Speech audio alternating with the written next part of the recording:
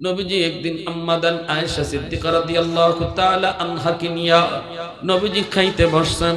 নবীর সামনে অনেকগুলা রুটি। আল্লাহর নবী রুটিটা দেইখা নবী খাইতে পারেন না। নবীজির চোখ থেকে দর দর করে পানি পড়ে। আল্লাহর নবী কান্দেন। আম্মাদান বলতেছেন, নবী গো আপনি কান্দেন কেন? নবী বলতেছেন, আয়েশা তোমরা আমার সুখের দিনের স্ত্রী, কিন্তু আমার খাদিজা ছিল আমার দুঃখের দিনের স্ত্রী। আমার খাদিজার সামনে আমি কোনোদিন এতগুলো রুটি নিয়ে হাজির করতে পারি নাই। আজকে তোমার আমার সামনে এত রুটি, এই রুটিগুলি দেখে আমার খাদিজার কথা মনে পড়ে গেছে গো। কেমনে খাই কেমনে খাই, যাও একটা রুটি আমার খাদিজারে দিয়ে আসো। আম্মাদান আয়েশা সিদ্দিকা রাদিয়াল্লাহু তাআলা আনহা বলেন, নবী গো আপনার খাদিজা তো কবরে শায়িত, কেমনে আমি রুটি দিব, কেমনে তার রুটি খাওয়াবো? মায়ার নবী চোখের পানিটা মুইসা নবী বলতেছে, আয়েশা আমার খাদিজা যদিও কবরে শায়িত, কিন্তু খাদিজার একজন বান্ধবী এখনো দুনিয়াতে জীবিত আছে, নাম হলো নাফিসা। এই নাফিসারে একটা রুটি যদি তোমরা খাওয়াও, আমার খাদিজার এই রুটি খাওয়ানো হলো।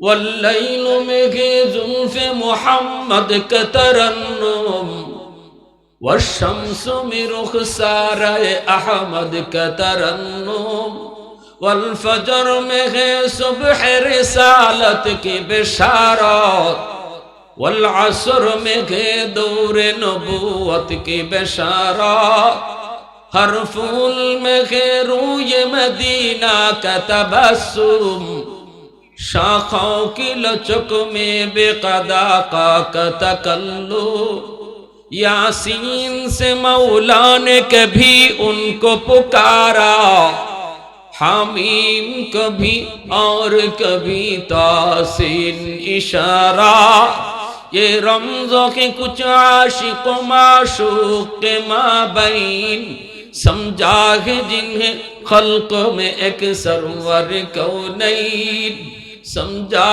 है जिन्हें खल्क़ में एक सरवर कौनैन। मुसलमानेर आवाज़े कहो अल्लाहु আকবার, আর জোরে কहो আল্লাহু আকবার। আজ মা কবরে শায়িত, বাবা কবরে শায়িত। আল্লাহ আমাকে অনেক সম্পদ দিয়েছে, আমি এখন অনেক সম্পদের মালিক। টাকার উপরে আমি ঘুমাইতে পারি, বিছানা বানাইতে পারি, বালিশ বানাইতে পারি, টাকার বালিশ। কিন্তু ইয়া রাসূলুল্লাহ এখন আমি এই টাকা দিয়ে কি করব? এখন তোমার খেদমত করার সুযোগ নেই, বাবার খেদমত করার সুযোগ নেই। মা যদি দুনিয়ায় জীবিত থাকতো, আমি এখন মাকে একটা ভালো ডাক্তার দেখাইতে পারতাম, বাবার জন্য ভালো একটা লুঙ্গি কিনে দিতে পারতাম। কিন্তু নবী গো সেই সুযোগ আল্লাহ পাক কেড়ে নিয়েছে। তৌফিক যখন ছিল না তখন সুযোগ ছিল, এখন সুযোগ নাই, কিন্তু আল্লাহ তৌফিক দিছে। নবী গো আমি এই চিন্তায়, এই টেনশনে, এই কষ্টে আমার ঘুম হয় না। এই টাকা এই পয়সা দিয়ে আমি কেমনে মা বাবার খেদমত করব? আমি আপনার কাছে এসেছি,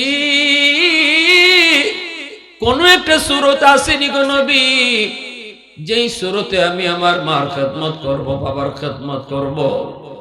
আল্লাহ নবী রহমতের নবী বলেন, যুবক পাঁচটা কাজ যদি তুমি করো, তাহলে তোমার মা তোমার বাবা কবরে শুয়ে শুয়েও তোমার খেদমত পাইতে থাকবে। কয়টা কাজের কথা বলছেন নবী? একটু জোরে বলেন কয়টা? এক নম্বরে নবী কয় সালাতু লাহুমা, দুই নম্বরে ওয়াল ইস্তিগফারু লাহুমা, তিন নম্বরে ইনফাযু আহদিহিমা মিন বাদিহিমা, চার নম্বরে সিলাতুর রাহমিল্লাতি লা তুসালু ইল্লা বিহিমা, পাঁচ নম্বরে ইকরামু সাদিকিহিমা মিন বাদিহিমা। আল্লাহর নবী রহমতের নবী বলেছেন পাঁচটা আমল, একটু মন দিয়ে শুনবেন। আজকে আপনারা কবরবাসীদের স্মরণে মাহফিলের আয়োজন দিয়েছেন, অতএব কবরবাসীরা আমাদের কাছে কি চায়, আমরা তাদের জন্য কি পাঠাবো, তারা আমাদের কাছে কি পাওনা, নবীর হাদিসের আলোকে পাঁচটা আমল শুনবো এবং এইভাবেই আমলগুলা করব ইনশাআল্লাহ। আল্লাহ নবী বলেন, এক নাম্বার আসসালাতু লাহুমা। নবীজি ওই যুবককে সান্ত্বনা দিতেছেন, নবী নিজে সান্ত্বনা দেন। আল্লাহর নবী তিনিও যুবকের চোখের পানি দিয়ে কান্দেন, নবীজির চোখ দিয়েও পানি পড়ে, কারণ তিনি তো দয়ার নবী, রহমতের নবী, দয়ার নবী। কারো চোখে পানি দেখলে নবীর কষ্ট লাগতো, মানুষের কষ্টে নবী কষ্ট পাইতেন, মানুষের সুখে নবী সুখ পাইতেন। ঠিক কিনা জোরে বলেন? এটাই তো আমার আপনার আদর্শ হওয়া উচিত। একজনে কান্দে আর আমি যদি আফরকে হাসি, তাইলে আমি মানুষের কাতার হই না। আমার মাঝে মানুষের কোনো বৈশিষ্ট্যই নেই। মানুষের কষ্টে নিজ কষ্ট পাওয়া, আরেকজনের সুখে শান্তি পাওয়া। আরেকজন শান্তিতে আছে, সুখে আছে, তার ছেলে ম্যাট্রিকের জিপিএ 5 পেয়েছে, সে খুশি, কিন্তু আমার এদিকে ভিতর জ্বলতেছে, আমি মানুষের কাতারেই নাই। ঠিক কিনা জোরে কও? আমার ভিতরে হিংসা, আমি তার বালাটা সইতে পারলাম না, আমি পরশ্রী কাতর, পরশ্রী কাতর।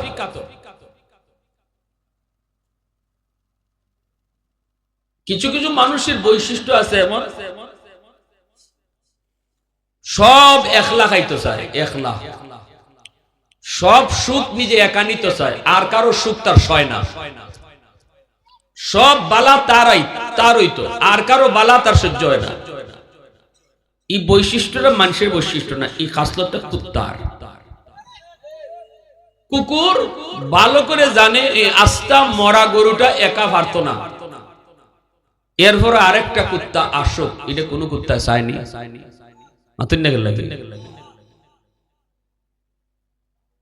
মরা গরু যত সময় আছে, কুত্তা অত সময় আছে। সে ভালো করে জানে এটা একা শেষ করা সম্ভব না, কিন্তু এরপর আরেকটা কুত্তা আইবো, এটা মানে না, দৌড়ায়। কিয়ামতের ময়দানে দুনিয়াতে যে মানুষের বৈশিষ্ট্য, যে মানুষের খাসলত যেমন হায়ওয়ানের মতো ছিল, যে হায়ওয়ানের মতো ছিল, হাসরের মাঠে ওই হায়ওয়ানের রূপে আল্লাহ তার উঠাইব। হাসরের ময়দানে কিছু মানুষ কুকুরের সুরত ধরে উঠব। এদের বৈশিষ্ট্য কি? এদের অপরাধটা কি? এদের অপরাধটা হইল এরা কুত্তার বৈশিষ্ট্য নিয়ে চলছে। এরা সব একা চাইছে, আর কাউরে শরীক করতে রাজি হইছে না। সব সুখ তার চাই, আর কারো সুখ ভালো চায় না, ভালো পায় না। এজন্য সাবধান। আমার নবীর আখলাক এটা না, আমার নবীর বৈশিষ্ট্য ছিল, নবী কারো কষ্ট দেখলে কষ্ট পাইতেন, আল্লাহ নবী কারো সুখ দেখলে নবী নিজেও শান্তি পাইতেন। এটা হলো মানুষের বৈশিষ্ট্য। আমার ভাইরা, বন্ধুরা, যুবক, আল্লাহর নবী, রহমতের নবী বলেন, এ যুবক, এক নাম্বার তোমার কাম হলো বাপ মার জন্য বেশি বেশি করে তুমি দোয়া করো। যেই দোয়াটা আল্লাহ কোরআনের মাধ্যমে শিখাইছেন, বাপ মার জন্য দোয়া শিখাইছেন কে? পবিত্র কোরআনের সূরা বনী ইসরাঈল, এই সূরার মধ্যে আমরা আল্লাহ পাকের শিখানো দোয়া সবাই জানি, রব্বির হামহুমা কামা রব্বায়ানি সগীরা। আল্লাহ পাক রব্বুল আলামিন কয়, ও দুনিয়ার সন্তানের দল, তোমরা যারা বাপ মার জন্য দোয়া করবা, আমি আল্লাহ তোমাকে দোয়া শিখিয়ে দিতেছি, এইভাবে তুমি দোয়া করো, রব্বির হামহুমা কামা রব্বায়ানি সগীরা। আল্লাহ তুমি আমার বাপ মারে রহম করো, বাপ মারে তুমি শান্তি দাও, যেইভাবে আমার মা আমার বাবা শিশুকালে আমাকে শান্তি দিয়েছেন, রহম করেছেন, দয়া করেছেন, মায়া করেছেন, আমার মা বাবাকে তুমি কবরও এইরকম মায়া করো। দোয়াটা শিখাইছেন আল্লাহ। এবার আমি আপনাদেরকে প্রশ্ন করি, যে দোয়া শিখাইছেন আল্লাহ, এই দোয়াটা কবুল করবে কেডায়? হ্যাঁ, নাকি আর কোন আল্লাহ আছে? আল্লাহ কয়জন? যিনি দোয়া কবুল করবে, ইনি যদি দোয়া শিখাইয়া দেয়, তাহলে বোঝা গেল এই দোয়া করলে 100% কবুল, ঠিক না? ফ্যাক্টরির মালিক যদি কয়, এতগুলা মানুষের ভিতর থেকে আমি কারে চাকরি দিব, আমি সিদ্ধান্ত নিয়েছি তোমাকে আমি চাকরি দিব, কিন্তু তুমি কেমনে আমার কাছে দরখাস্ত লিখবা, তোমাকে শিখাইয়া দেই। ফ্যাক্টরির মালিক যে চাকরি নিয়োগ দিব, সে যদি তোমার দরখাস্ত শিখাইয়া দেয়, এভাবে আমার কাছে আবেদন করো, তাহলে বোঝা গেল এইভাবে আবেদন করলে এই আবেদনটা গ্রান্টেড হবে নিশ্চিত। ঠিক কিনা জোরে কও? আল্লাহ পাক রব্বুল আলামিন শিখাইতেছে বান্দারে কেমনে তোমরা বাপ মার জন্য দোয়া করবা। মন করা দোয়া করে লাভ নাই, আমি তোমাকে দোয়া শিখাই দিতেছি, এইভাবে তোমরা দোয়া করো। আরবিতে যদি কেউ নাও পারেন বাংলা দোয়াটা মুখস্থ রাখবেন। মালিক আমার আব্বা আম্মা শিশুকালে আমাকে যেই রকম মায়া করছেন, কবরে তুমি এই রকম মায়া কইরো, দুনিয়াতে তুমি এরকম মায়া কইরো। শিশুকালে আমার মা আমার বাবা কেমন মায়া করছেন এটা আমি আপনি না জানলেও জানেন কে? বহু সন্তান এমন বড় হওয়ার পরে শিশুকালের কথাগুলো ভুলে যায়, ঠিক কিনা জোরে কও? বড় হওয়ার পরে বাপ মার শিশুকালে বাপ মা কি মায়া করছে, না খায়া খাওয়াইছে, কত রাত মা নিজে সন্তানের মাথার পাশে দাঁড়ায় দাঁড়ায় সারা রাত কাটায় দিত রে যুবক। শুধু আল্লাহর কাছে কান্ত আর কইতো মালিক আমার সন্তানের রোগটা তুমি ভালো করো, আমার হায়াতটা আমার সন্তানরে দিয়ে দিলাম, তবু আমার সন্তানের হায়াত তুমি বাড়ায় দাও। কত বাবা অসুস্থ সন্তান কাদের মধ্যে লইয়া গভীর রাতে ডাক্তারের কাছে দৌড়াইছে। এখনো কত বাবা আমরা চোখে দেখি গভীর রাতে সন্তান যদি অসুস্থ হয় বাবা কাদের মধ্যে নিয়ে পাগলের মতো বের হয়, গাড়ি পাইবো কি পাইবো না এই হুঁশ থাকে না। আল্লাহ কয় যুবক ওই বিষয়টা তোর মনে না থাকলেও আমি আল্লাহর মনে আছে। আল্লাহু আকবার জোরে কও। এজন্য যখনই মার জন্য বাবার জন্য দোয়া করবি শিশুকালের কথাটা আমি আল্লাহর ইয়াদ করায় দিও, শিশুকালের কথাটা আমি আল্লাহর ইয়াদ করায় দিও। এজন্য আমার নবী মায়ের নবী রহমতের নবী কয় ওই যুবক আমার আল্লাহ যেইভাবে দোয়াটা শিখাইছে এইভাবে দোয়া কইরো। ওই দিন পত্রিকার মধ্যে একটা ঘটনা পড়েছি, একজন মা সন্তান শিশুকাল থেকে সন্তানরে কষ্ট করে করে বড় করছে, বাবা নাই, জন্মের পরপরই বাবা মারা গেছে, কিন্তু ছেলে একটু বুঝ হওয়ার পরে দেখতে পেল মার একটা চোখ নাই, একটা চোখ বিশাল গর্ত। সন্তান মারে ঘৃণা করে ভিতরে ভিতরে। স্কুলে গেলে পরে মারে কই মা তুমি স্কুলে আয়ো না, তোমার একটা চোখ নাই, দেখলে ডর করে। মায়ের পর সন্তানের মায়া স্কুলে যায়, হাই স্কুলে যায়, ছেলে এইভাবে শহরে চলে গেল। শহরে যাওয়ার পর সে পড়ালেখা শেষ কইরা চাকরি বাকরি নিয়ে সুন্দরী বউ লিয়া শহরে থাকে। মারে বিয়ার খবরটাও দেয় না, এই কত বড় নিম খারাপ। শহরে বউ নিয়ে থাকে, মার খবর নেয় না। এইদিকে দুঃখিনী মা একা একা সন্তানের অপেক্ষায় রাত কাটায় দিন কাটায় গো, কিন্তু সন্তান তো মারে দেখতে আসে না। মানুষের কাছ থেকে মায়ের খবর নেই আমার সন্তান রে তোমরা ঢাকা শহরে দেখছো নি? মানুষেরা কয় হ মা দেখেছি, তোমার ছেলে তো এখন বাড়ি গাড়ির মালিক। মানুষের মুখ থেকে শুই না মা একদিন ঠিকানা লইয়া ছেলের মুখটা দেখার জন্য শহরে চলে আসলো। বাসার সামনে এসে দরজায় নক করতেই ছেলে দরজা খুলছে, কইলা দেখে মা লাঠিতে বোর দিয়ে দাঁড়ায় আছি। দুঃখিনী মা ছেলে তখনও মারে দেখে দিলটা নরম হয় না। ছেলে ডাক দিয়া কয় মারে তুমি কেন আইছো, তোমার একটা চোখ নাই, দেখলে ডর করে বিশ্রী লাগে। আমার বউ যদি তোমারে দেখে বউ তো ডরাইব ভয় পাইব, কেন তুমি আইছো? এই কথা বলতে মা কয় বাজান আমি থাকতে আসি না, আমি তোর বাসায় থাকতে আসি নাই, কোনো সোয়াল করতে আসি নাই, ভিক্ষা দিতে আসি নাই, শুধু আসছি 10 মাস 10 দিন যেই ছেলেটারে নিজের পেটে রাখলাম এই সন্তানটার চেহারা দেখার জন্য এসেছি।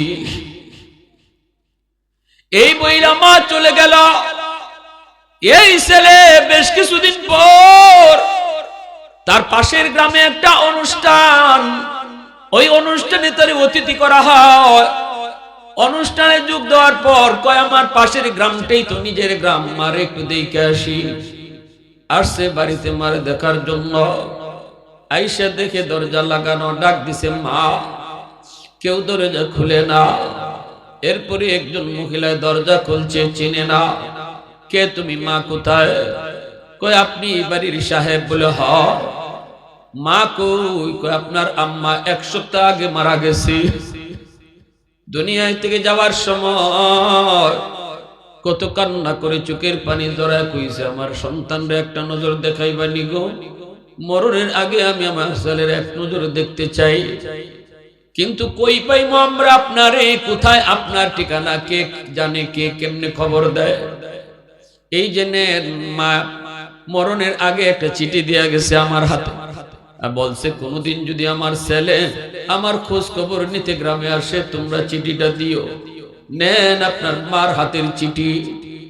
যুবক চিঠিটা হাতে নেয়া, চিঠিটা কইলা দেখে মায় লিখতেছে, বাজার কোন দিন তুই মার খবর নিতে গ্রামে আসবে জানি না রে, কিন্তু একটা কথা তোরে মা মরণের আগে চিঠিতে জানায় যাই, মার একটা চোখ নাই, তুই ডরাইতে তোর কাছে বিশ্রী লাগতো, দূরে দূরে রাখতি, একদিনও তো মারে জিগাইলি না বাজান এই চোখটা কোথায় গেছে।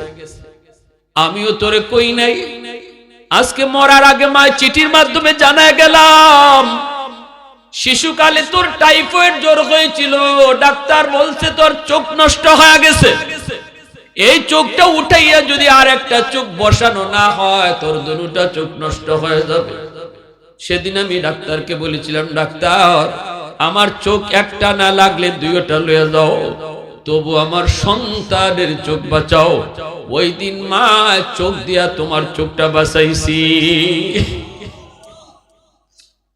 যুবক এই চিঠির বাসা পাইয়া যুবক মাটিতে গড়ায় গড়ায় কান্দে, কিন্তু কোনো লাভ হবে না। ভালো কইরা মনে রাখো, কোন সন্তানের ব্যাপারে যদি বাপ মার মামলা থাকে রে যুবক, তোমার জিন্দিগির নামাজ, তোমার জিন্দিগির রোজা, তোমার জিন্দিগির হজ, তোমার জিন্দিগির সকল দান সদকা সব কিছু আল্লাহর আদালতে আটকা পড়বে। আল্লাহ পাক বলবে, বান্দা তোর নামাজ লইয়া তুই পরে জান্নাতে যা, তোর রোজা লইয়া তুই পরে জান্নাতে যাইবি। আগে তোর মার মামলা, আগে তোর বাবার মামলা, আগে তোর বউয়ের মামলা, আগে ওই মামলাগুলা তুই ডিসমিস কর, এরপরে তুই জান্নাতে যা। বান্দার হক নিয়ে যত মামলা তোমার আমার বিরুদ্ধে আল্লাহর আদালতে দাঁড়াবে, কোন মামলা ডিসমিস না কইরা কেউ জান্নাতে যেতে পারবা। আল্লাহ তার নিজের হক আল্লাহ মাফ করে দিবেন। এক ওয়াক্ত নামাজ কাজা হয়েছে, আল্লাহ চাইলে মাফ করে দিবেন। একটা রোজা তোমার আমার কাজা হয়েছে, আল্লাহ চাইলে মাফ করে দিবে।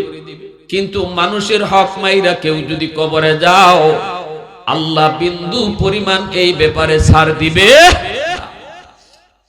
এজন্য যুবক, আমার নবী, দয়ার নবী, মায়ার নবী, তিনি বলতেছেন, ওই মদিনার যুবকরে, যে যুবক নবীর সামনে আইছে, যুবকের দিলের ভিতরে আল্লাহর ভয়, যুবক দিলের ভিতরে আল্লাহর ভয়, যুবক হলো দিনদার, বড় নেককার, যুবক যৌবনে আল্লাহকে ডরায়।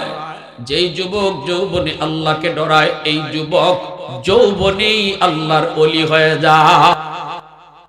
যৌবন কালটা হলো আল্লাহর ওলি হওয়ার বয়স। বুড়া মানুষ যত তাড়াতাড়ি আল্লাহর ওলি হয়, যুবক বহু আগে আল্লাহর ওলি হয়ে যায়। একজন বৃদ্ধ মানুষ না, হাজারো বৃদ্ধ মানুষের সেজদা যদি এক পাল্লায় রেখে দেওয়া হয়, একজন যুবকের সেজদা যদি এক পাল্লায় রাখা হয়, নবী বলেন যুবকের সেজদার পাল্লা ভারী হয়ে যায়। লা ওয়ারআ কাল কাফি আও কামা ক্বালান নবী আলাইহিস সালাম। বুড়া মানুষ চাইলেও অনেক গুনাহ করতে পারবে না, কারণ তার শরীরে দেয় না, শক্তিতে কুলায় না। কিন্তু যুবক, তার শক্তি ছিল, সুযোগ ছিল গুনাহ করার। যুবক যদি রমজানে রোজা না রাখতো, কেউ তারে তেমন কিছু কইতো না। বুড়া মানুষ চিন্তা করে, রোজা না রাখে যদি দোকানও খাই, মানুষে কইব মিয়া এক পাও কবরে গেছে আর এক পাও দুনিয়ায়, এখনো রোজা রাখো না। কিন্তু একজন যুবক সেই রকম চলতে পারে, তার মতো হাজারো যুবক এমন রোজা রাখে না। কিন্তু এরপরও যে যুবক কয় না না না, মানুষের ডরে আমি রোজা রাখতেছি না, আমি আমার আল্লাহ ডরে রোজা রাখি, ওই যুবক যৌবনে যখন আল্লাহরে ডরাইয়া আল্লাহর হুকুম মানে, গুনাহ থেকে নিজেরে বাঁচায়। অন্ধকারে সুযোগ ছিল যুবকের জিনা করার, এরপরও আল্লাহ ডরে করে না। দরজা বন্ধ, কেউ দেখে নাই, দেখেন কে? একটু জোরে বলেন কে? রাতের অন্ধকারে কেউ দেখলো না, দেখেন আমার আল্লাহ এই ভয় অন্তরে নিয়ে যেই যুবক গুনাহ থেকে নিজেরে বাঁচায়, রাসূল বলেন তোমাদের মধ্যে সেই তো আল্লাহর ওলি। এজন্যই যুব যৌবনকালের ইবাদত আল্লাহ পাক হাসরের ময়দানে গোটা জিন্দেগির হিসাব নেওয়ার পরে যৌবনের হিসাবটা আলাদা নিব। আন উমুরিহি ফিমা আফনাহু, জীবন তুমি কোন পথে ব্যয় করেছো এই হিসাবটা নেওয়ার পর যৌবনের হিসাব লাগে না। জীবনের ভিতরে যৌবন ছিল, কিন্তু আল্লাহ আবার যৌবন কালটার হিসাব আলাদা নিবে।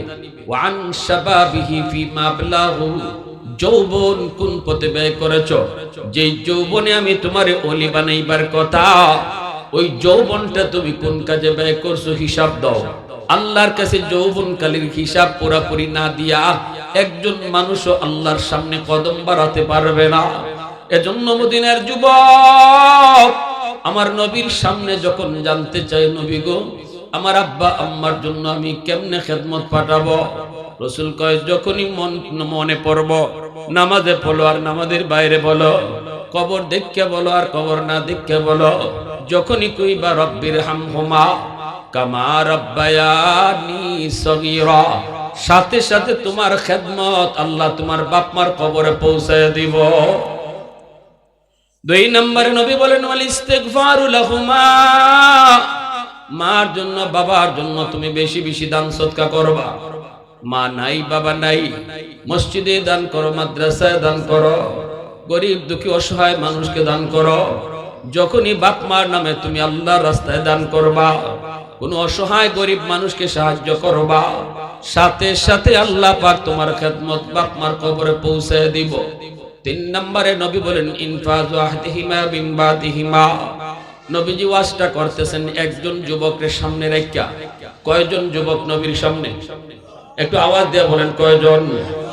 আর বক্তাও নবী একজন, বক্তাও একজন, শ্রোতাও একজন। কিন্তু কত দামি ওয়াজ, কত দামি ওয়াজ নবী শুরু করছেন একজন শ্রোতার সামনে রেখে। নবী তুই কথা বলতে পারতেন, চলো মসজিদে নববীতে চলো, একটা ওয়াজ মনে পড়ছে, তোমারে লইয়া আরো 10 জনের সামনে লই ওয়াজটা করিলাই। কিন্তু আল্লাহ নবী কথা কোন নাই, যে যুবক আগ্রহ নিয়ে আইছি নবীর কাছ থেকে ওয়াজ শোনার জন্য, নবী ওই শ্রোতার এই ওয়াজ শোনাইতেছেন। এতে নবী বুঝাইয়া দিলেন হাজারো লক্ষ মানুষের মাহফিলে উপস্থিত হওয়া মাহফিলের সার্থকতা নয়, মাহফিলের ভিতরে যদি 2 জন 1 জন মানুষ আয় আমলের নিয়তে, কথাগুলা নেওয়ার নিয়তে, এই 2 জনের উসিলায় মাহফিল সার্থক হয়। আমাদের জন্য মাহফিলে আসাটাও সার্থক, আপনাদের জন্য মাহফিল করাটাও সার্থক। আর শুধু সার্কাস দেখার জন্য লক্ষ লক্ষ মানুষ যদি আয়, এই মাহফিলের সার্থকতা নাই। যদি লোক বেশি হলে এই সার্থকতা হইতো, নবী মসজিদে নববীতে যায় ওয়াজ করতেন, একজনের সামনে রেখে নবী ওয়াজটা করতেন। 2 নম্বরে গেল। 3 নম্বর নবী কয় বাপ মার কাছে মানুষের কোনো পাওনা যদি তাকে যুবক, ওই পাওনা তুমি পরিশোধ করে দিও। বাবার কাছে কোনো মানুষের পাওনা, বাবার কাছে কোনো মানুষের পাওনা, মার কাছে কোনো মানুষের পাওনা, যদি এমন কোনো পাওনা থেকে পাওনা পরিশোধ করবা। বাবা তোমার ফুফুদের সম্পদ দেয় নাই, বাবা তোমার বোনদেরকে ঠকায়া গেছে, শুধু তোমার নামে সম্পদ দিয়া গেছে। তোমার বাবা তোমার প্রতিবেশী কারো জমি দখল করে নিছে, ক্ষমতা ছিল, শক্তি ছিল, পয়সা ছিল, এর জোরে সে এদিক সেদিক কইরা কিছু জমি নিজের দখলে নিয়ে নিছে। এই জমিটা লইয়া কিন্তু বাবা কবরে যায় না। আল্লাহর নবী বুঝাইতেছেন যুবক, যদি বাবার কবরের আগুন তুমি নিবাইতে চাও, বাবা যাদের হক নষ্ট করেছে তাদের হকটা তুমি ফিরাইয়া দাও। পৃথিবীতে এমন বহু বাবা পাওয়া যায়, যেই বাবা সন্তানের মায়ায় পইরা কিছু ভুল করে গেছে, ঠিক কিনা জোরা কও? ভুলগুলা কি নিজের লাগি করছে, সন্তানের লাগি করছে, ঠিক না? বোনের হক দেয় না। অনেক ভাই আছে এমন, কয় বাপ মরে যাওয়ার পর বোনদেরকে হক দেয় না, অথচ বোনের হকটা ধার্য করেছেন কে? আল্লাহ পাকের ধার্য করা সম্পদ আল্লাহ পাকের ধার্য করা বন্টন, সেই বন্টন মতো বোনদেরকে সম্পদ দেয় না। আরো ডর লাগায়, কয় যে বেটিনতে বাপের বাড়ির সম্পদ নিছে, নেওয়ার লগে লগে বাপের কবর ফাইটে গেছে, দেয় বোনকে ডর লাগে। আর মেয়েরা তো স্বাভাবিকভাবে বাবার প্রতি দরদি থাকে, ঠিক না? চিন্তা করে কয় কি আমার ভাই, আমার আব্বার সম্পদ নিলে আব্বার কবর ফাইটে যাইব, ভাই আমার সম্পদ লাগবে না, ভাই তুমি খাও। আবার কিছু ডাকাইতে মার্কা ভাই আছে, কয় তুই যে বাপের বাড়ির সম্পদ নিয়ে যাইবে, বেড়াইতে আইবি না? তো যে মহিলা স্বামীর বাড়ি যত উন্নতই হোক, লন্ডন তা হোক আর আমেরিকা তা হোক, জামাইয়ের সাথে বাপের বাড়ি যেটা গেরামো গাড়ি যায় না, ফেক ব্যাংকে যাওয়ান লাগে, এই বাড়ির মায়া কোনোদিন বলতে পারে না? আসতে গেলে কিছু এখন আমি দেখছি বুড়াও এগেলি গো মহিলারা বাপের বাড়ির টান থাকে, বাপের বাড়ির টান থাকে, বুড়ো হয়ে গেলি। তো যখনই কয় তুই যে বাপের সম্পদ নেবে বেড়াইতে আইবে না, ডর লাগি যায়। ভাই এটা কি কও? ভাই আমি বেড়াইতে আইব না, আমার আর জায়গা কই ভাই, আমি যাইমু কই? আমি স্বামীর বাড়ি থাকবো বছরের পর বছর, বছরে একবার একটু বাপের বাড়ি আইতে তো মন চাইবই, আইমু না নি। কতে তুই যদি আইবে ওইতে সম্পদ নিবে কেন? দিছেনি ফেস লাগাইয়া। আচ্ছা আমি বলি আপনারা যে ভাই এই কথা কয়, এই ভাই মাঝে মাঝে বইনের বাড়ি বেড়াইতে যায় না? বইনের বাড়ি বেড়াইতে যাওয়ার লাগে কি আগে জমি রাখন লাগে? কি আপনারা মাঝে মাঝে বেড়াইতে যান না কারো বাড়িতে? বেড়াইতে গেলে কি জমি রাখন লাগে কেন? জমি সে যে কইলো যে বেড়াইতে আইবি না, মানে বেড়াইতে আইতে হইলে আগে জমি রাখতে হইবে। এই ধরনের কথা কইয়া কইয়া যে সমস্ত ভাইয়েরা বইনদের সম্পদ দখল করে খাইছো, মনে রাখো কবরে যাওয়ার লগে লগে শুরু হইছে আগুন, শুরু হইছে আগুন। ভাই হইয়া ভাইয়ের সম্পদ তুমি হক মারছো, ভাইয়ে তোমার বিদেশ থেকে টাকা দিছে, আর তুমি এই টাকা দিয়া সব জমি নিজের নামে রাখছো, আওয়ার লগে লগে ইবাই হিবাই 900 হিসাব দিয়া বাইরে বুঝ দিয়া দিছো। বুঝ দিতে পারবা দুনিয়ার মানুষে, কিন্তু জোরে কোন উপরে আসেনি না নাই? আল্লাহরে বুঝ দেওয়া সম্ভব 900 কইয়া? এজন্য আল্লাহ রসুল কইতেছে, মা বাবার কবরে যদি কোনো সন্তান কিছু ফাটাইতে চাও, খেয়াল করে দেখো বাবা কারো হক নষ্ট করছে কিনা। যদি বাবা কারো হক নষ্ট করে থাকে, তুমি সন্তান হিসেবে বাবার ওই হকটা, যার হক ছিল তার বুঝাইয়া দাও। তা তোমার ফুফুদের হক যদি বাবায় নেয়া থাকে, ফুফুদেরকে ডাকো, ডেকে বলো ফুফু এই যে নেন আপনার সম্পদ, আমার আব্বা ভুল করছে, আমি করতাম না, ফুফু এটা তো আমার লাগি আব্বাই দিয়া গেছিল, আমি বুঝাইয়া দিয়া দিলাম। চাচারে ডাকো, চাচা না থাকলে স্বাস্থ্য বাইরে ডাকো, ডাকিয়া চাচার হক চাচারে বুঝাও। প্রতিবেশীর কোন জমি যদি এরকম শিম টিল্লা রাতের আদারো, মা আমাদের সমাজে কিছু এটা এখন কমছে, কিছু ঘুম থেকে উঠতেই দেখা যায় শিম একা তৈরি গেছি, ঠিক না নাই?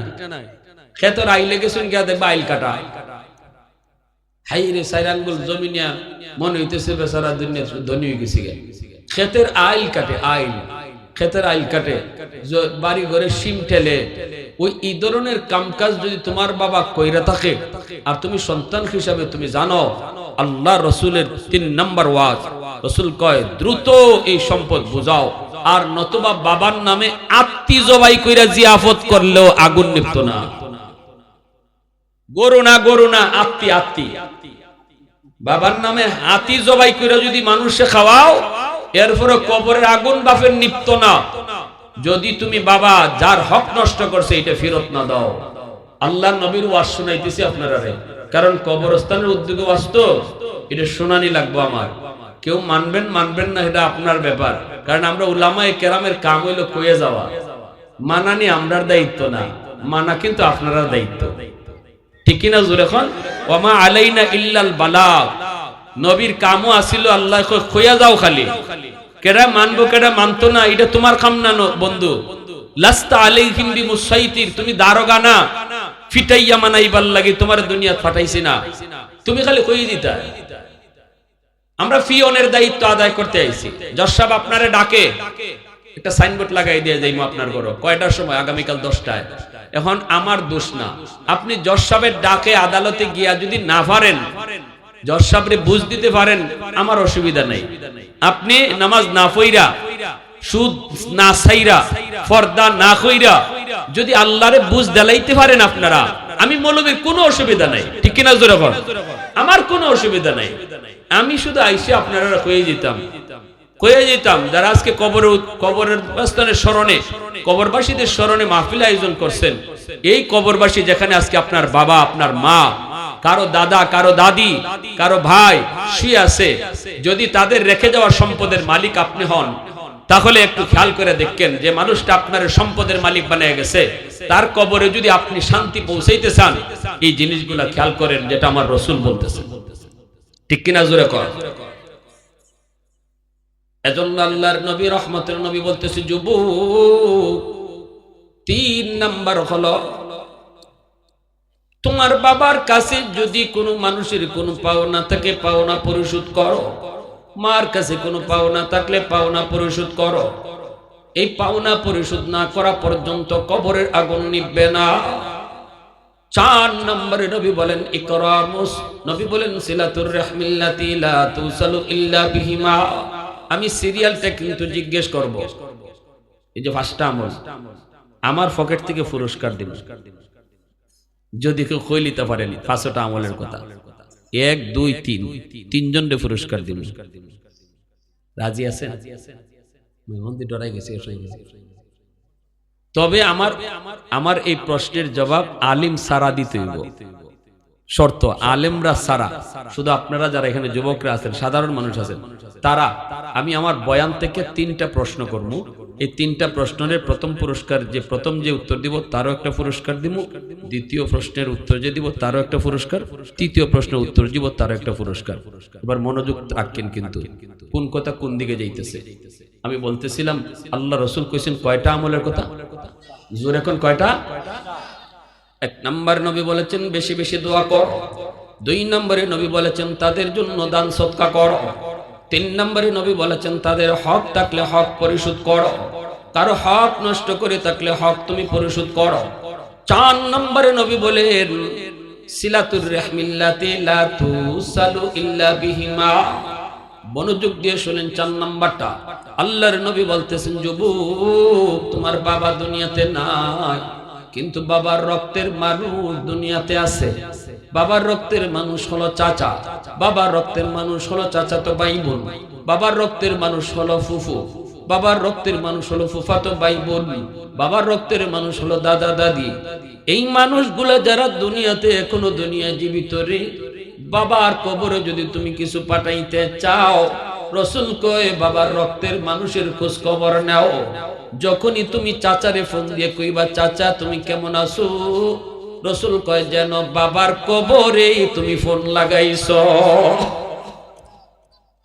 চাচা তো ভাই, ফুফা তো ভাই, তারা তো তোমার বাবার রক্তের মানুষ, তাদের খোঁজ খবর যখনই তুমি নিবা, আল্লাহর রাসূল কই বাবার কবরে খেদমত পাঠানো হবে। চাচারে তুমি একটা লুঙ্গি কিনে দিছো, রাসূল কয় যেন বাবার কবরে বাবারই তুমি লুঙ্গি পরাইছো। আল্লাহু আকবার জোরে কও।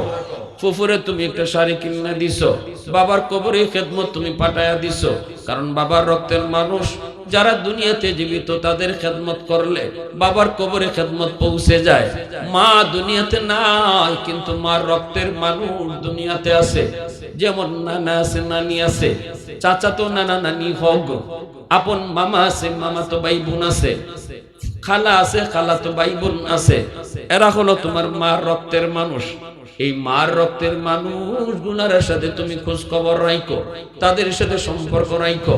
নবীজি বলেন যখনই মার রক্তের মানুষকে তুমি খেদমত করবা, মার রক্তের মানুষের তুমি খোঁজ খবর নিবা, তাদের সুখে দুঃখে তুমি পাশে থাকবা, সাথে সাথে মার কবরে আল্লাহ খেদমত পৌঁছায় দিব।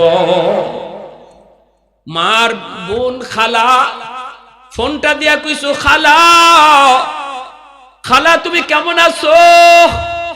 আল্লাহ নবীর বাসায় যেন খালারে না কবরে মারে তুমি ফোন লাগাইছো। আরো আস্তে কোন সুবহানাল্লাহ। মার কবরের জন্য তুমি ফোনটা লাগায় কইছো মা তুমি কেমন আছো। আমার নবীর কথা বিশ্বাস হয় না? তাহলে আওয়াজ দেন না কেন আপনারা? বিশ্বাস হয় না? কথাটা কার? নবীর কথা। কথা কার? আমার নবীর কথা। এজন্য বলি একটু মন দিয়ে শুনেন, মা বাবা দুনিয়াতে নাই, অথবা মা নাই বাবা নাই, তাদের রক্তের মানুষ কারা দুনিয়াতে আছে এদের খোঁজ খবর নিতে হয়। আমি তো বলি এখন তো আলহামদুলিল্লাহ অনেক সহজ, এখন তো কারো বাড়ি করে গিয়ে খোঁজ খবর নেওয়া লাগে না। মোবাইলে আমাদেরকে যেমন কিছু ক্ষতির মধ্যে ফেলাইছে, কিছু লাভও আছে। মোবাইলের মাধ্যমে আমি আপনি আত্মীয় স্বজনের খোঁজ খবর নিতে পারি।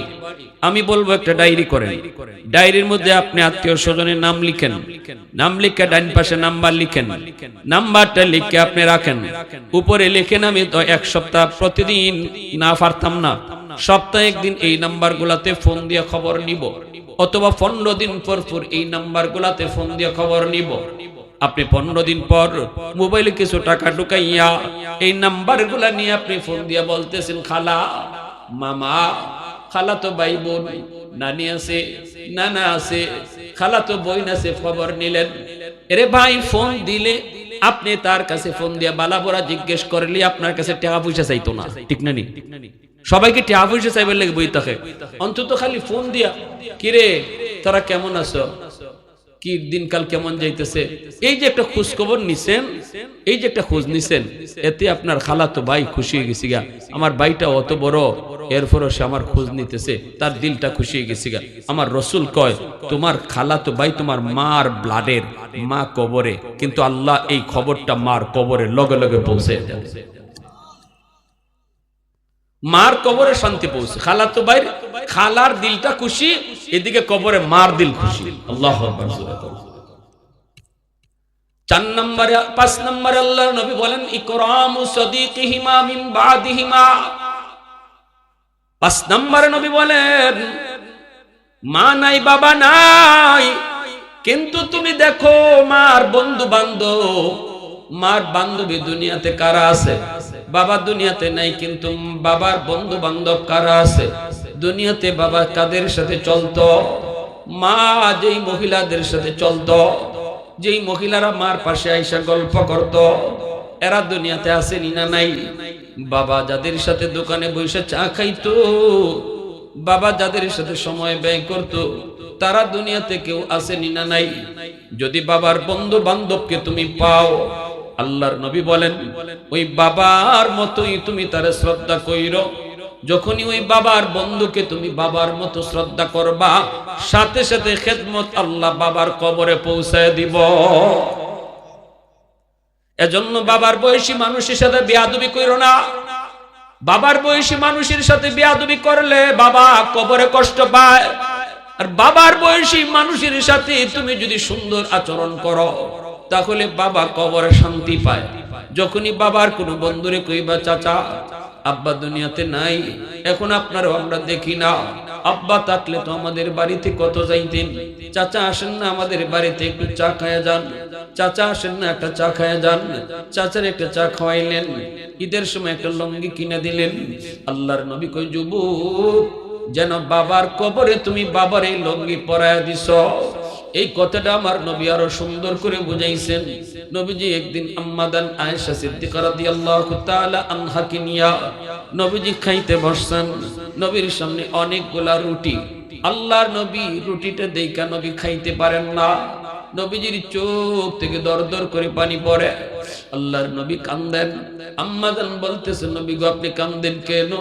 নবী বলতেছেন আয়েশা তোমরা আমার সুখের দিনের স্ত্রী, কিন্তু আমার খাদিজা ছিল আমার দুঃখের দিনের স্ত্রী।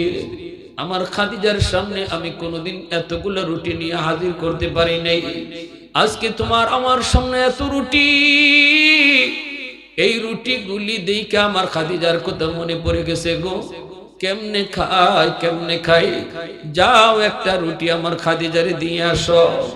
আম্মাদান আয়েশা সিদ্দিকা রাদিয়াল্লাহু তাআলা আনহা বলেন নবী গো আপনার খাদিজা তো কবরে শায়িত, কেমনে আমি রুটি দিব, কেমনে তার রুটি খাওয়াবো? মায়ার নবী চোখের পানিটা মুইসা নবী বলতেছে আয়েশা আমার খাদিজা যদিও কবরে শায়িত, কিন্তু খাদিজার একজন বান্ধবী এখনো দুনিয়াতে জীবিত আছে, নাম হলো নাফিসা। এই নাফিসারে একটা রুটি যদি তোমরা খাওয়াও, আমার খাদিজার এই রুটি খাওয়ানো হলো। والليل মেঘে জুলফে মুহাম্মদ কা তরন্নুম, والشمس من رخسارے احمد کا ترنم، والفجر میں ہے صبح رسالت کی بشارت، والعصر میں ہے دور نبوت کی بشارت، ہر پھول میں ہے روی مدینہ کا تبسم، شاخوں کی لچک میں بے قدا کا تکلم، यासीन से मौला ने कभी उनको पुकारा, हामीम कभी और कभी तासीन इशारा, ये रमज़ों के कुछ आशिक़ों माशूक़ के माबैन, समझा है जिन्हें खल्क़ में एक सरवर कौनैन, समझा है जिन्हें खल्क़ में एक सरवर कौनैन। मुसलमानेर आवाज़े कहो अल्लाहु আকবার, आरो जोरे कहो अल्लाहु আকবার। আমার ভাইরা বন্ধুরা, এজন্য বলতেছিলাম রে যুবক, আল্লাহর নবী রহমতের নবী ওই মদিনার দুই যুবক, যেই যুবক মদিনার একটা প্রসিদ্ধ গোত্র বনু তামিম গোত্রের যুবক, এই যুবককে নবীজি খবর এই ওয়াজটা শোনাইলেন। এরপরে নবীজি বললেন, জানোনি যুবক, বাপ মার নামে মসজিদ মাদ্রাসায় দান করো। জুনাইদ বাগদাদি একদিন ঘুমায় রইছেন, স্বপ্ন যুগে দেখতে পেলেন একজন জাহান্নামী চেহারার একজন মানুষ ওনার সামনে হাজির। জুনাইদ বাগদাদি বলতেছেন, কে গো তুমি, কি তোমার পরিচয়? লোকটা কয়, হুজুর আমি আপনার গ্রামেরই একজন মানুষ, অনেকদিন আগে আমার মরণ হয়েছে, কবরের মধ্যে আমি আগুনে ফুটতেছি, জাহান্নামের কষ্ট আমার কবরে। আল্লাহ আমাকে জানাইছে দুনিয়াতে আমার একটা মেয়ে, ওই মেয়েটাকে যদি একটু আপনি যে কোন মেয়েটাই যদি আমার নামে দান সদকা করে, আল্লাহ বলেছেন এই দানের উসিলায় আমার কবরের আযাব মাফ করে দিবে। জুনাইদ বাগদাদি ঘুম থেকে ওইটা মেয়েটার খবর নিতে চললেন।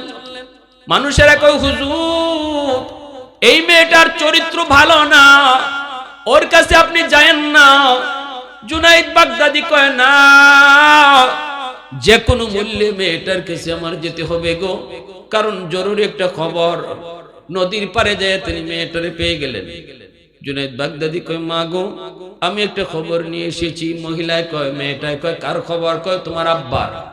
কয়, আমার বাপের আবার কি খবর? বাপ তো কত আগেই মরে গেছে, কত আগেই তো বাপ মরে গেছে।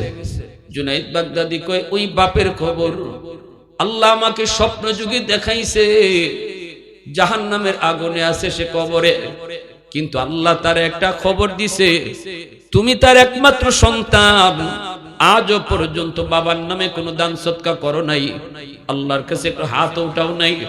যদি তুমি তোমার বাবার নামে একটু দোয়া করো, দান সদকা করো, এর উসিলায় আল্লাহ তোমার আব্বার কবরের আযাব মাফ করে দিবে। এজন্যই সন্তান হলো বাপ মার জন্য সদকায়ে জারিয়ার। যুবক, সন্তানটারে দিন শিখায় যাও, নামাজি বানায় যাও, সন্তানটারে আলেম বানাও, সন্তানটারে হাফেজ বানাও। কবরে বাপ মার যদি আযাব হয়, সন্তান যদি নেককার হয়, ওই নেককার সন্তানের উসিলায় আল্লাহ বাপ মার কবরের আযাব আল্লাহ মাফ করে দেয়। এজন্য সন্তানরে দিন শিখায় যাও। ওই লোকটাই মেয়েটারে দিন শিখায় নাই, পর্দা পুরুষদের শিখায় নাই, কোরআন শিখায় নাই, আখিরাতের বুঝ দেয় নাই, যার জন্য মেয়েটা চরিত্রহীন হয়ে গেছে। জুনাইদ বাগদাদি কথা বলার পর এইবার মেয়েটাই কয়, কোন কি আপনি দান সদকা করলে আব্বার কবরে আগুন নিভে দিব? বলে হ। সাথে সাথে এক মুষ্টি পানি হাতের মধ্যে লইয়া জুনাইদ বাগদাদির দিকে ঢিল মারছে, নেন এই পানিটা আমার বাপের লাগে সদকা করলাম। জুনাইদ বাগদাদি সাথে সাথে বডিটা সরায় ফেলছেন, পানিটা ওনার শরীরে পড়ছে না, মাটিতে পড়ছে। মনের ভিতরে বড় কষ্ট নিয়ে তিনি চলে গেলেন। ঘুমাইছেন, স্বপ্ন যুগে দেখেন ওই লোকটা, যে লোকটা গত রাত্রে এসেছিল জাহান্নামী চেহারায়, আজ ওই লোকটাই জান্নাতি চেহারা লইয়া জুনাইদ বাগদাদির সামনে হাজির। আল্লাহর ওলি জুনাইদ বাগদাদি কয় ভাই কেমনে পরিবর্তন হলো, কেমনে হলো? তোমার মেয়েটা তো তোমার নামে কোনো সদকা করে নাই, বরং ঠাট্টা করেছে, মজাক করেছে, আমার সঙ্গে তামসা করেছে। আমি তো আরো কষ্ট পেয়েছি। এমনি লোকটা কয় হুজুর আমি আপনার শুকরিয়া আদায় করতে এসেছি।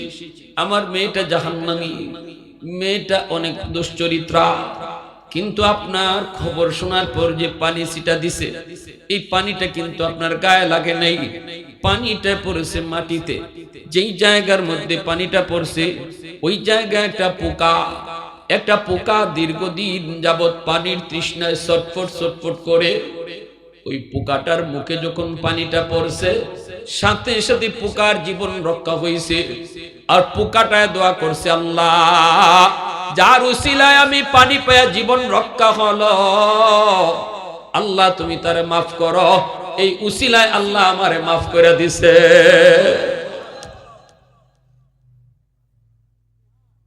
সন্তান দান করছে না, কিন্তু উসিলা বানাই দিছে আল্লাহ এই ছোট্ট একটা পোকার দোয়াকে। সুবহানাল্লাহ, জোরে বলেন।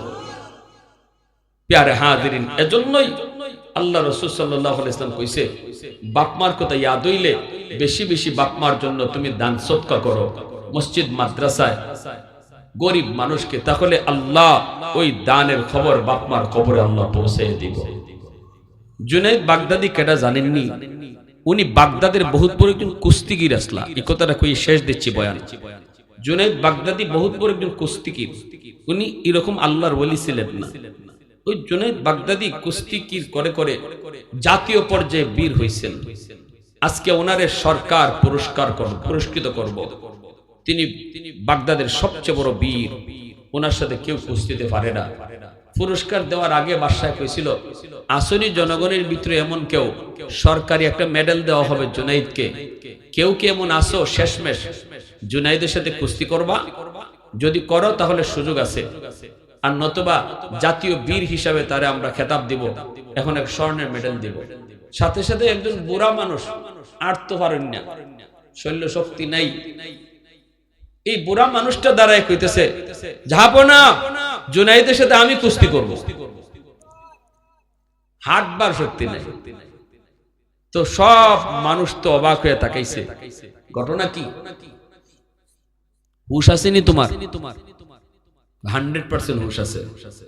জুনাইদের সাথে তুমি কুস্তি করবা, যদি মইরা যাও রিস্ক নিব কেটায়? আমার রিস্ক আমি নিব, কাগজ কলম আনেন, কারো রিস্ক নিতে হইব না, আমার রিস্ক আমি, কুস্তি আমি করব। তখন দেখা যায় সব মানুষ অবাক। সেই রকম নিজের রিস্ক নিজে নিয়া জুনাইদ বাগদাদির সাথে কুস্তি করার জন্য মাঠে হাজির হয়ে গেছি। হাজার হাজার দর্শক গ্যালারিতে, মাঠের মধ্যে জুনাইদ বাগদাদি কুস্তি করবো কেডায়? একজন বুড়া মানুষ, ঠিক মতো আটার শক্তি নেই। এখন মানুষ দেখতেছে, দুইজন আস্তে আস্তে কাছে গেছে পরেই কুস্তি লাগার আগে তো একটু কথা হয়। তো বুড়া মানুষটা যায় কইতেছে জুনাইদ আমারে চিনো? না আমি আপনার চিনি না। আপনি কোন সাহসে আইছেন আমার সাথে কুস্তি করতে? জুনাইদ বাগদাদির বুড়া লোকটা কয় তুমি আমারে চিনলে সেলুট দিবা।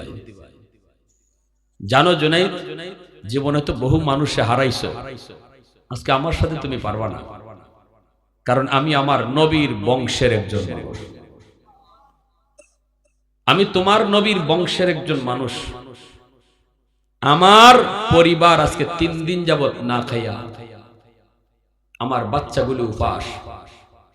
নবীর বংশের হওয়ায় কারো কাছে সাহায্যের হাত পাততে পারি না, এটা আমার রাসূলের নিষেধ। অতএব যদি আজ নবীর বংশের ইজ্জতের খাতিরে তুমি নিজে নিজে হারো, তাহলে নবীর বংশের কয়েকজন মানুষের পেটে খাদ্য জুটবে, তাদের মুখে হাসি ফুটবে। এখন চিন্তা করে দেখো তোমার কাছে কোনটা বড়, তোমার মেডেল বড় নাকি নবীর বংশের ইজ্জত বড়? আল্লাহু আকবার। এই কথা শোনা মাত্রই জুনাইদ বাগদাদির চোখ দিয়ে পানি পড়ে গেছে, আর বলতেছে যে আজ তুমি জয়ী হবে। যখন কুস্তি লাগছে, মানুষজন তো আর এই কথা শুনছে না যে কি কানাকানি হইছে। মানুষ দেখতেছে কি জুনাইদ বাগদাদিকে ধরছেন, জুনাইদ বাগদাদি ধরছেন ওনারে ফালানোর জন্য, খুব চেষ্টা করতেছেন ফালাইবার জন্য। আসলে তো উনি ফালাইবার চেষ্টাই করে নাই, মানুষে দেখাইতেছে যে খুব চেষ্টা করতেছে বুড়া মানুষটারে ফালানোর জন্য, কিন্তু ফালাইতে পারতেছে না। হঠাৎ করে বুড়া মানুষটা খালি আস্তে করে এমনি এরম করছে, জুনাইদ বাগদাদি একদম ধপাস দিয়ে মাটিতে পড়ে গেছে। আর ওই বুড়া মানুষটা বুকে উঠা বলতেছে, এই যে দেখেন আমি জয়ী। সেদিন হাজারো লক্ষ মানুষ অবাক হলো যে বৃদ্ধ মানুষটার গায়ে শক্তি, কোন সে অদৃশ্য শক্তি। মেডেল দিতে বাধ্য হলো, সরকারি মেডেল, নবীর বংশের ওই বৃদ্ধ মানুষটারে। জুনাইদ বাগদাদি পরাজিত হলেন। ওই রাত্রে জুনাইদ স্বপ্নে দেখেন আল্লাহর নবীরে।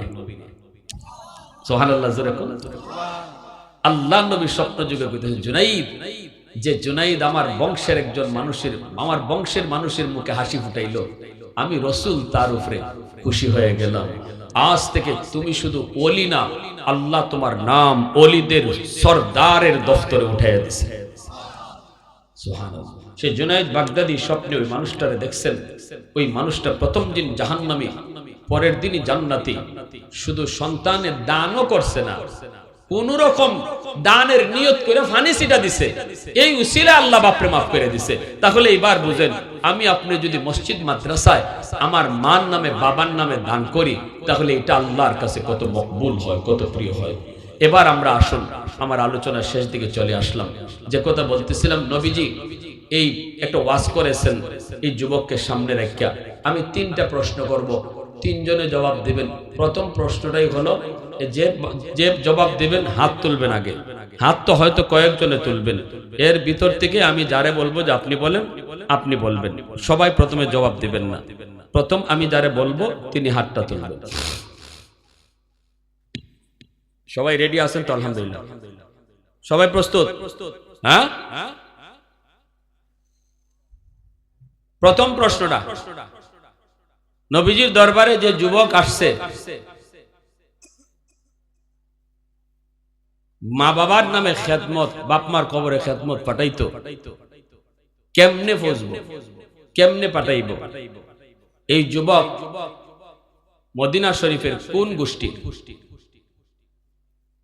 আর কেউ আছেন হাত তোলার? আচ্ছা, তুমি আগে হাত তুলছো, তুমি বলো। বনু তামিম। মাশাআল্লাহ, জবাব সঠিক। আল্লাহু আকবার, জোরে বলেন। মদিনা শরীফের প্রসিদ্ধ গোত্র বনু তামিম। তোমার নাম কি? পারভেজ। পারভেজ আমার বয়ানের প্রথম পুরস্কার নিয়ে গেল। আল্লাহু আকবার, জোরে বলেন। 2 নাম্বার, আল্লাহর রাসূল যে ওয়াজটা করলেন, আমল দিলেন 5টা আমল, একদম সিরিয়াল বাই সিরিয়াল বলবেন। না, তুমি যে একটা পারছো আর না, সিরিয়াল বাই সিরিয়াল কয়জনে পারবেন? কয়জনে হাত তুলছেন? তুমি তুমি তুমি তুমি 4টা হাত উঠছে, 5জনে হাত উঠেছে। তুমি পারবা। তুমি প্রথমটা যখন পারছো একটা পুরস্কার নিয়েছিল, তুমি 3টাই লিয়ে দিবে। বলো, সামনে যে আছে সেই বলো। তুমি দাঁড়াও। দোয়া করা, দান সদকা করা, ফিরে দেওয়া, হক ফিরে দেওয়া,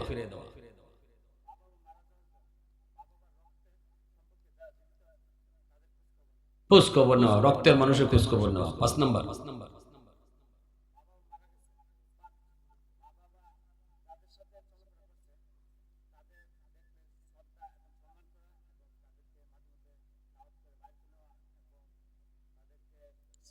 ঠিক আছে, ঠিক আছে, এটাই। আলহামদুলিল্লাহ, মাশাআল্লাহ বলেন, মাশাআল্লাহ। 500টা কথা একদম সিরিয়াল মতো সে বলছে। মাশাআল্লাহ কইবেন না? আলহামদুলিল্লাহ। তোমার নাম কি? মোহাম্মদ ইসমাইল। দ্বিতীয় প্রশ্নের জবাব সঠিক। তৃতীয় প্রশ্ন, আল্লাহ রাসূল সাল্লাল্লাহু আলাইহি ওয়াসাল্লাম বলেছেন, নবীজি বলছেন,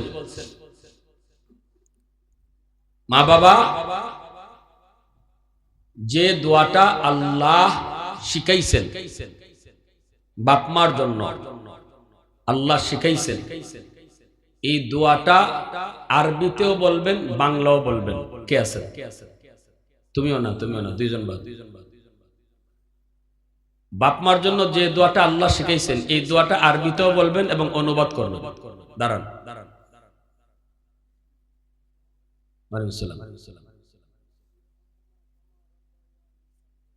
হ্যাঁ মাশাআল্লাহ, আরবিটা হয়েছে, অর্থ কম।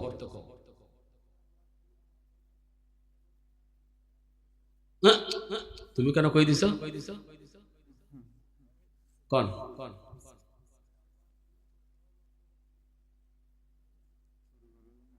না তো হইছে না, অর্ধেকটা অর্ধেকটা হইছে, অর্ধেক যাও তুমি দাঁড়াও দাঁড়াও দাঁড়াও দাঁড়াও।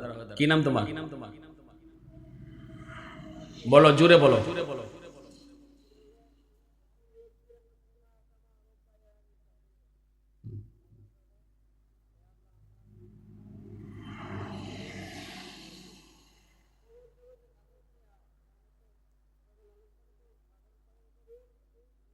বুঝি নাই, গাড়ির আওয়াজে বুঝি নাই, একটু আবার কও, আগে কও, অর্থটা কও।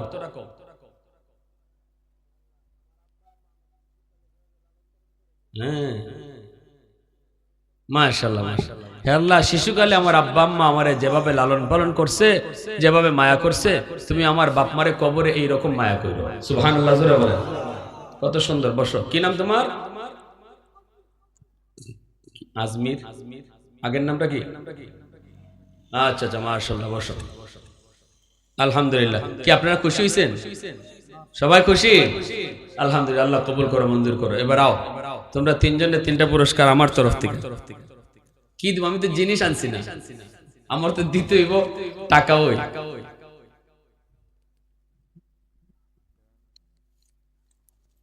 নেন, তিনজনের 200 টাকা করে দিয়ে দেন। হুজুর হাতে দিয়ে দেন, আমার কাছে বাংতি নাই। না না না, এটা এটা পুরস্কার, এটাই তো দোয়া, এটাই দোয়া। পুরস্কারটা এটাও দোয়া। বাংতিটা দেয়া দেন।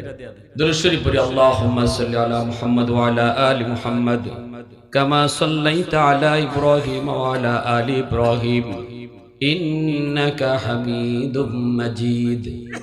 আল্লাহু